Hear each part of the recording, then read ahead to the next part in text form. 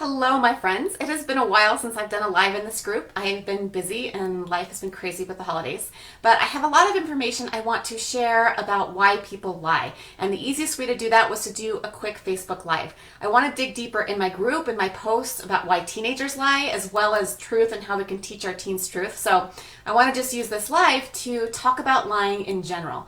I read parts of an interesting book called Born Liars by Ian Leslie, and I want to share some of the information from that group because I thought it was really interesting. In the 1980s, primologists Richard Beyer and Andrew Whiten discovered that primates lie to get ahead. So if one of them is digging for food and they notice an older chimp approaching, they will scratch their heads, relax, look around, and pretend that they were not digging for food. Once the older chimp was out of sight, then they would continue digging. So even chimpanzees have learned to lie.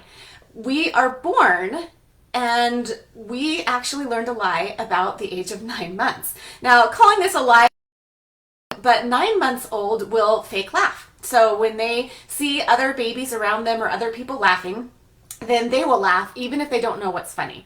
So like I said, I don't know if you necessarily call it a lie, but they're learning that we are social creatures and that there are reasons to kind of either pretend to fit in, there are reasons to try and get ahead. And I did a poll in the group that some of you answered about why people might think it's okay to lie. And I surprisingly had a hard time answering that because I do believe in being honest, but there are situations where I think that it might be okay to lie. I don't know. I'm really thinking about that, and I hope you think about that this week too. So basically, lying is kind of an essential thing to being human. That does not mean it's okay, but it is something that we have developed as a species. The age of 3 or 4 is when kids really start to actually lie, say, with their words.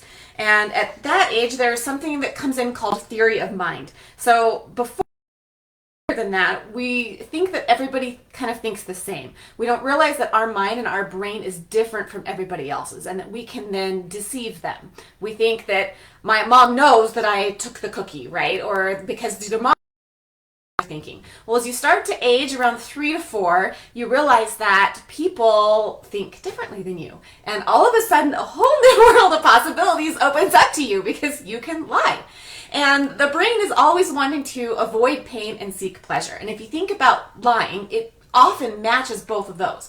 You can avoid pain by not getting caught, by not receiving a punishment. You also get pleasure because say your mom asked if she'd already given you a cookie and you say, no, I didn't get a cookie. You might get another cookie. So there's a lot of things about lying that are tempting. It can release dopamine and we can actually become addicted to it.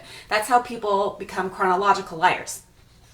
So then as we move into the teen years, you might notice that younger kids often lie about, it's usually things that are very concrete because children are concrete thinkers. So it's often like yes or no answers. Sometimes as they get older, they start to come up with more elaborate stories that happened. Well, when you move into the teen years and you start being able to think more abstractly, that opens up a whole new another world about how stories you can share, how elaborate your lies can become, etc. So here are some things that we learn about lying through our life. Number one, we learned that have bigger risks than others. So this is something we start learning as a child, often depending on the severity of, how often we get caught, what the consequence is. And that's kind of one of the jobs of parents with lying, is to try and kind of catch it and then have a consequence for it so that our children start to learn that there are risks to lying. And how big those risks are ties into that pleasure and pain in our brain. And the experience of learning when to lie and not to lie is actually a very, it's a skill that people learn. Some people never really learn how to lie and get away with it. Their lies are very obvious. This is not necessarily a bad thing. I'm just stating facts. Other people are masterful liars, and you cannot tell. Particularly sociopaths or narcissists, people like that. That's when it becomes a really big problem, and you often cannot even tell if somebody's lying. Number 2, we learn that when we're constantly lying, we lose all credibility. So thanks to social pressure, we do start to learn the older we get that lying has consequences. These consequences can be complicated, and the younger kids and sometimes even younger teens have a hard time understanding what those consequences are. are not completely developed, and it's hard to predict what's going to happen. So as parents, we can help them by trying to point those things out, recognizing what might happen. They may not believe you, but it's still one of our jobs as parents, right? Number 3, it's hard to spot a liar, harder than you think, and we can get away with lying more often than we think. So this can be tricky because you get this rush sometimes. I know my teen, I asked her, why do you lie? And she's like, well, I might get away with it. It's a rush that you actually get. And it's easier to get away with than you think. We think we're really good at detecting lies. And I do think, like parents, because we know our children so well, a lot of times we do have kind of a lie radar. But a lot of people don't really have those tells, right? Where it's just really easy to tell when they're lying. Especially if it's something online, you don't have the facial or the physical expressions, and so it can be harder to tell if your teen is lying or not. So as psychologist Emily Parnan of Princeton University points out, in any given situation, the advantage is on the liar's side. So people could lie hundreds of times and get caught once. And because of that loop in our brains, the cue, the dopamine, whatever, it makes it hard sometimes to stop lying. Number 5, it is also human to lie to ourselves. So the way our memories are, it's really easy to kind of deceive ourselves. Then you tie in the fact that our identities and our beliefs are harder to change. The more you think something, the stronger it becomes. Our identities are essentially our repeated beingness. I talked about that, I think, last week.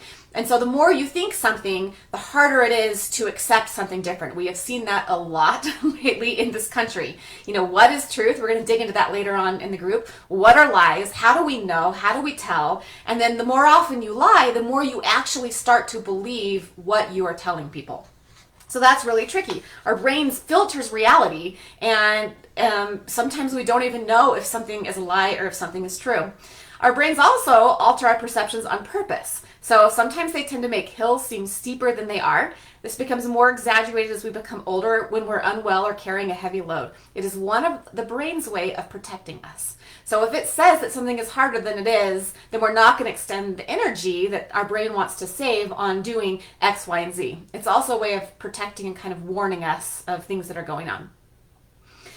Number 6, we also tend to be delusional and believe we're more skillful than we really are. You're probably going to really notice this in your teen.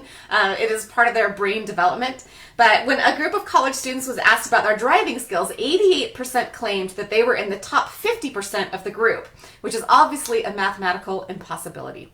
However, even self-deception like this has benefits, especially when it comes to innovation. So we might be overly confident that we can do something, and that can be a bad thing sometimes, but it also be a good thing. If you think about inventing the light bulb or inventing other these amazing things which seem impossible, the way that our brains kind of lie to ourselves and say, yes, you can do this, this is totally possible, or whatever, makes it so that we try and take risks, and we try new things, and we step outside the box.